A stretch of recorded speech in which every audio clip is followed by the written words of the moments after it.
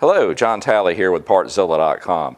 Today I'm going to show you how to swap out the front brake pads on our 2009 Yamaha YFZ450R. Pretty simple to do, starts with just lifting it up in the air with an ATV jack. So let me get that done and we'll dive into it.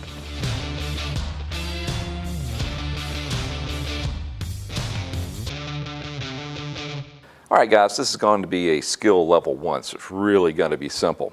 Let's go over some of the tools that you're going to need to pull this off. It's a fairly short list. On the socket side, just a 12mm. Added to that, a 5mm Allen, 3/8 extension, flat blade screwdriver, and then a 3/8 ratchet. And as always, a good torque wrench.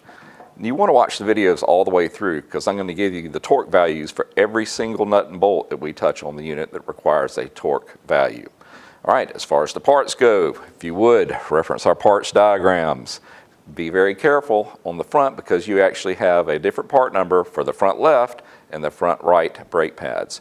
So, once you've got your tools and your parts together, we can go over there and I'll show you how to do it. Alright guys, let's start off by just getting this tire off, just a 14mm. But make sure you don't lose all these washers. This one's not in trouble yet, but I can tell you from experience, when they do completely wear out, it does not stop effectively. Then you start hearing that metal on metal grinding. We've still got about maybe a third of the pad left, but I want to go ahead and replace these. So before you actually remove the caliper, what you want to do is go ahead and loosen up these two pins right here that actually go through the brake pads. And they're just a couple of 5mm Allens. It's a whole lot easier to do with the caliper still mounted to the machine. Alright, with those loosened up, now we just need to remove the two 12mm bolts on the back side of the caliper bracket. And then just slide it up. Alright, with the caliper off, what you want to do is put a screwdriver, because I'm not going to reuse these pads, and just turn it, and that'll compress the caliper pistons back into their bores. Now at this point, you can go ahead and remove your pins. And now you can remove the brake pads. We're going to clean this up just a little bit, and then once we've got that finished, then we can put it back together. It's not that bad, but since we're here, we might as well get it cleaned back up.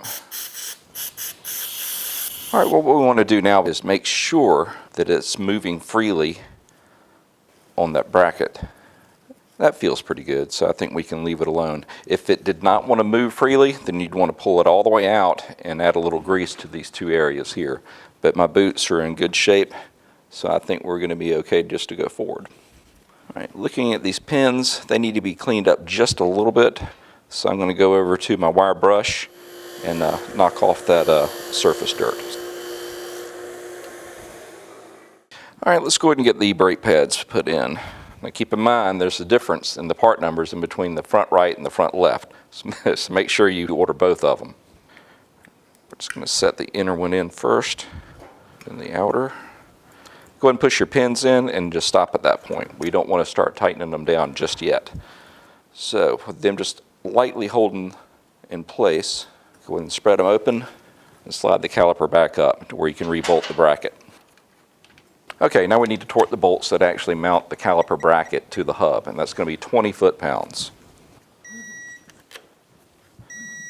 Alright, next we need to torque down the pins that actually go through the brake pads up front, and that is going to be 12 foot-pounds. But before we do that, we want to take a little bit of Loctite and put it on the threads. Now, I'm using red, but you could actually use blue in this particular instance. Alright, next we can go ahead and put our little spacer back in, mount the tire, and then get it torqued down. The torque on the front wheel bolts is 32 foot-pounds. Go ahead and pump my brakes back up. And that should be enough to hold it in place while I get these torqued.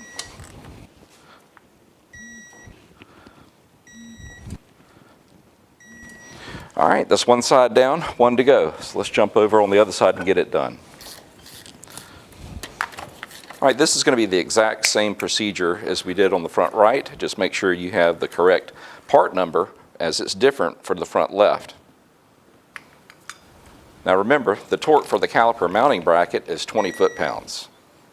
The torque for the brake pad pins is 14, and then your wheel bolts are 32 foot-pounds. All right, guys, that pretty much wraps this one up. I would recommend that each time you change out your brake pads, go ahead and do a brake bleed as well. So if you would, check out our video on this machine on how to do that. Well, listen, if you need any parts for your machine, why don't you come see us at Partzilla.com and we can get you taken care of. If you have any questions or comments, leave them in the section below and I'll do my best to answer them. Until next time, we just want to say thank you for shopping at Partzilla.com and we will see you in the next video. Have a great day.